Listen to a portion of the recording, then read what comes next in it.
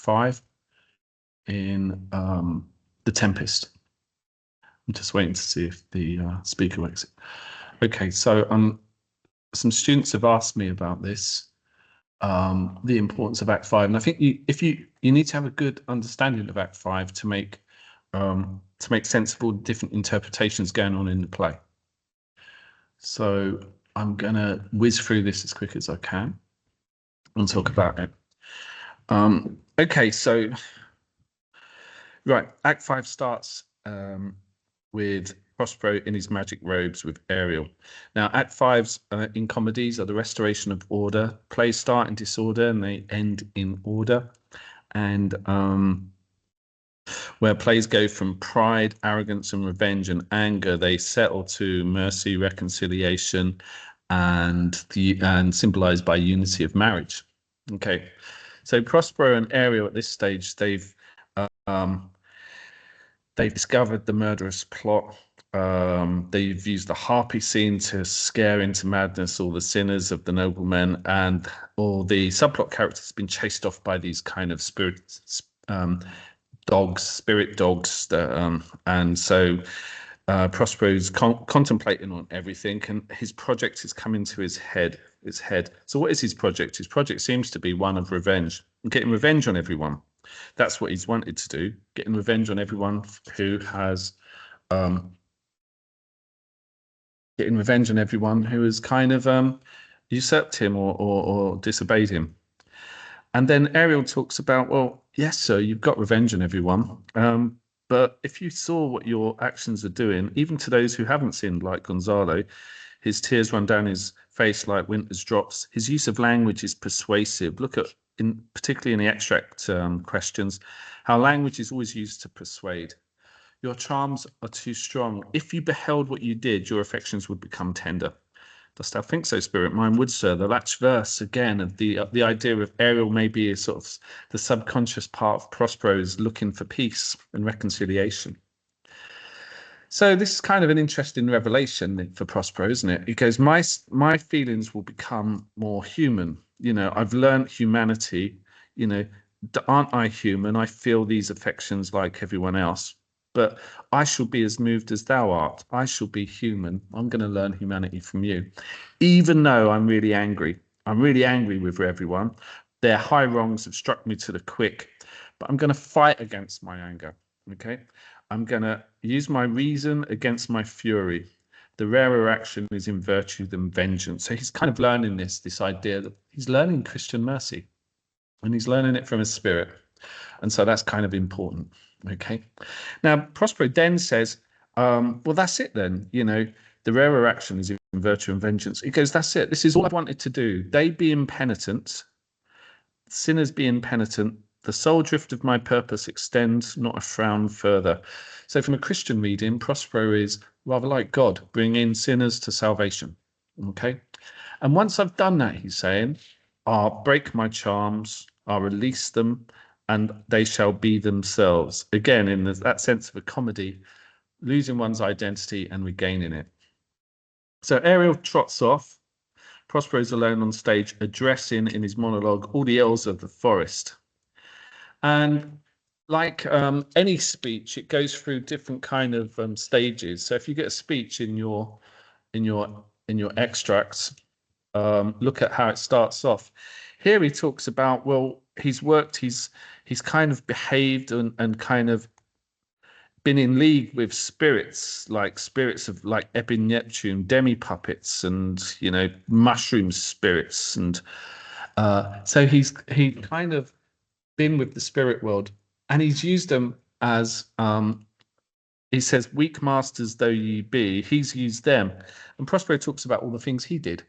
I have bedimmed the moon night. I have made the winds. I have set roaring war on the oceans. I have made the rattling thunder. I have given fire. I have lifted Jove's roke. I have even made the earth shake. I have even woken the dead. So Prospero's talking about all the power he's had. Right? That's really important. It's been so potent that he's kind of lost himself. And here's the changing point. But this rough magic I hear, I have to give it up. And then we get this kind of language of religion. Heavenly music is what he restores now. To work my end. So he's deciding, I've done this, I've communed with spirits, I've been powerful, I've blasphemed by trying to play God. We're reminded of Prometheus. But now I've got to give it up, right? I've got to stop it. And so he decides he'll break his staff and he'll drown his book. And the idea of water is really important. Drowning books, water is a washing away of sin. And with this revelation comes a kind of solemn music, so the audience know it's important. Okay, we think of stage directions. So with that, we get a parade of sinners coming in: Alonso, Sebastian, Antonio. Rather like when we die and we go to face our sins with God, we're faced with eternal justice. Gonzalo, who hasn't sinned, is rewarded. I'll pause this.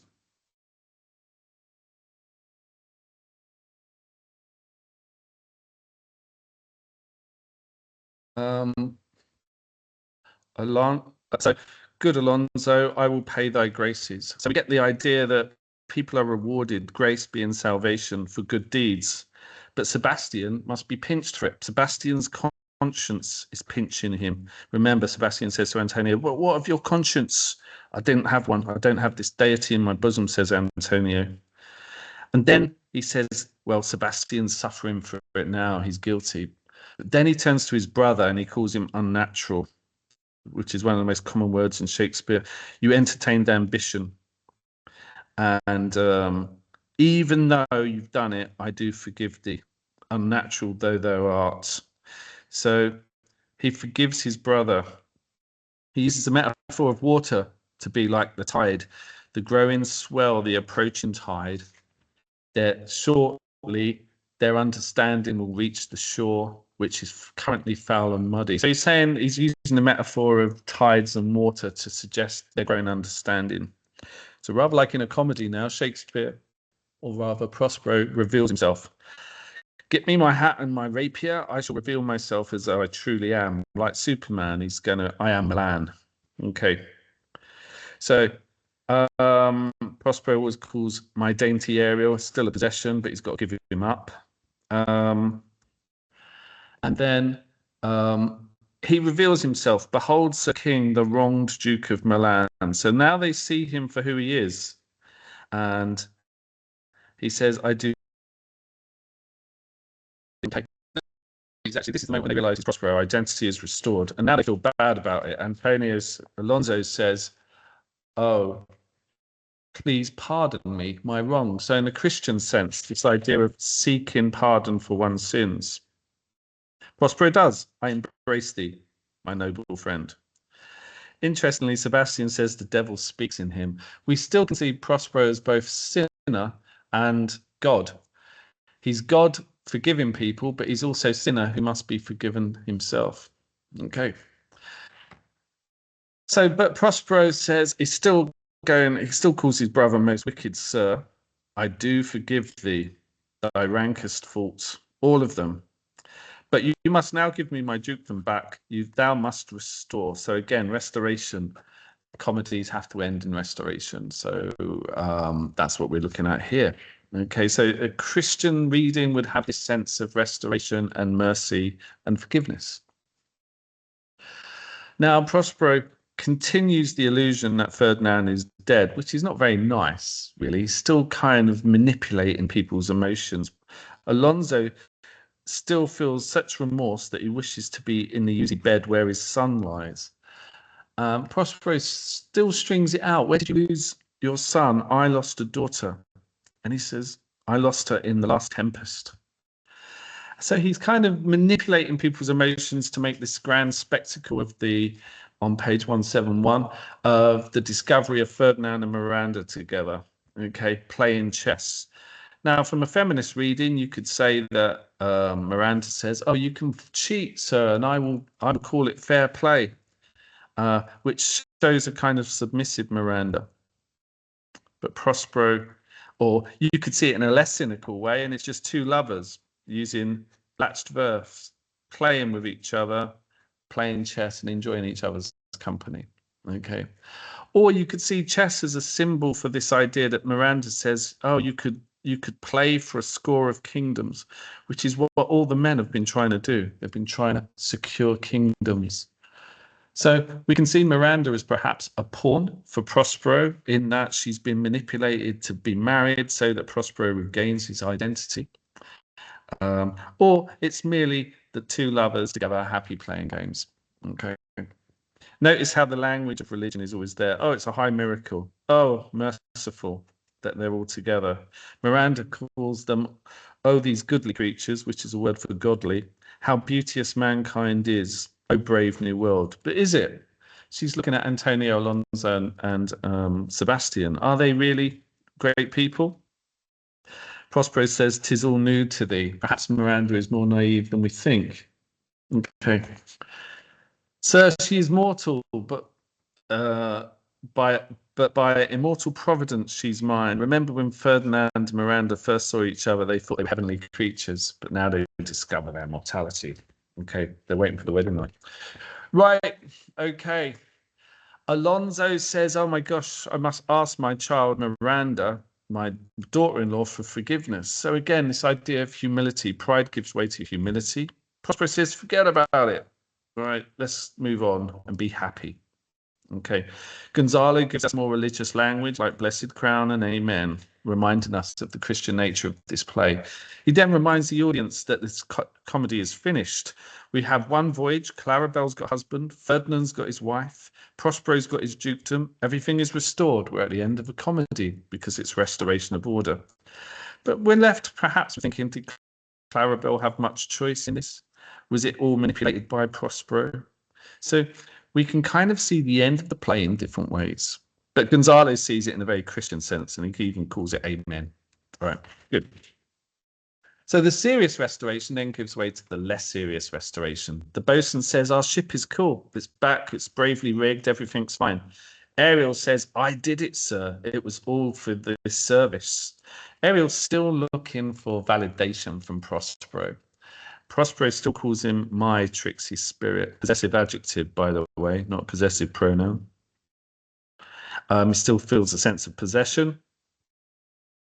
'Twas well done, sir. Was it well done, sir? Yes, thou shalt be free the hereafter, says Prospero.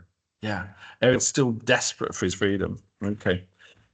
And then we get the parade of the subplot characters now. We've had the parade of the other sinners. Now we've got the parade of these people in their stolen apparel. Again, the idea of baggage is a kind of metaphor for power. And immediately the post-colonial reading perhaps comes to the fore here. How they see everyone. Prospero, Caliban says, how, I worship the wrong God. He's going to chastise me again. He's going to punish me. But immediately they see Caliban. Look at what they say. Oh, what things are these? Will money buy them?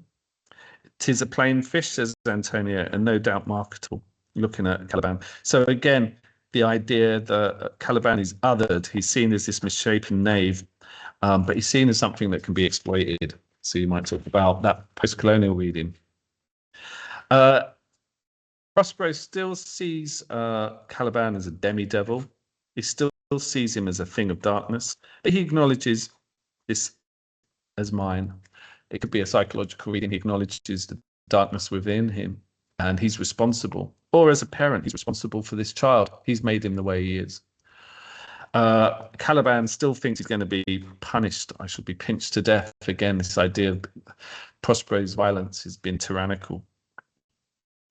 So we've had one parade of sinners being forgiven. Now we get another parade of sinners being forgiven. But this time it's kind of more comic because they're so totally drunk. Trinculo is reeling ripe, slang for being drunk. He's totally drunk. He's in a pickle. He's pickled drunk. So again, we have the wordplay. Trinculo says, I am in a pickle now. So again, the idea of wordplay being used for comic purposes. I shall not fear fly blowing is reminded me of Ferdinand talking about I'd rather endure the fly blow than carry this logs, but I'll do it anyway. But Stefano says, I'm no king, I'm merely a cramp. So people are restored back to what they really were. I'm nothing, okay? I'm no king at all. Alonso still sees it as a strange thing, pointing to Caliban. Everyone sees him. He's as disproportionate in his manners as his shape. So again, his appearance is highlighted. Now, finally, at this point, Prospero says to Caliban, as you look to have my pardon, go to my cell and trim it handsomely. Go tidy up my cell as you look to have my pardon. Post-colonial readings would say, well, he doesn't actually pardon him. Okay, but Caliban's response is very much in the Christian reading. I shall be wise and seek for grace. I was wrong. I took this drunkard for a god. I worshipped a fool. Okay, so I did blasphemy. I worshipped the wrong person. With the inference being that Prospero is the true one God. Okay, so the play ends, page 181, symbolized by marriage. We'll see the nuptials being solemnized. Prospero will return to Milan, and every thought shall be my grave. So maybe this is also about the biographical reading of Shakespeare, coming to the end of his life and thinking about death. The play starts in tempest and storms, but ends in calm seas, auspicious gales, and sail that's expeditious. So calm seas. Okay, so we've gone from the anger and violence to calmness. So again, symbolized by water. Okay, and he releases him. My Ariel, be free. My chick, go. Good. And then Prospero is alone on stage. Is he vulnerable? Is it Prospero? Is it Shakespeare? Again, a speech. It's in rhyming couplets, again, like a spell, trying to enthrall the audience. And it's in 3 parts. Again, it's about weakness. My charms are overthrown. My strength is faint. Here I am confined by you, the audience. Is it Shakespeare confined by his audience? Is it Prospero saying, I was all powerful, but now I have no power? But look, I've pardoned everyone, and by your spell, I can be released. Release me from my bands as an audience with your good hands. So it could be by cheering, could be your breath of your sails must fill, and by your clapping, or else my project fails. Again, whose project is it? If it's Shakespeare now, his project is to entertain, which was to please. If it's Prospero, he says his project was to bring sinners to salvation. And he finishes by saying, now I want spirits to enforce. What he means here by now I want is now I lack spirits to enforce. Now I lack art to enchant. And my ending is going to be despair, disbelief in God, unless you relieve me by prayer. So we have a very Christian ending here as well. And so we get words about mercy and prayer, despair. But who can save us? If you free us from faults, from sins. And we end on like the Christian message in the Lord's Prayer. Forgive us our trespasses as we forgive those who trespass against us. As you would want to be pardoned for your crimes, set me free from mine. Okay, treat others as you like to be treated yourself. Prospero ends the play in a powerless position where at the start he was a demigod. And so we end on a very Christian message of treating others as we'd like to be treated, forgiving sins, turning the other cheek. Okay, so that ends, hopefully, my summary of Act 5.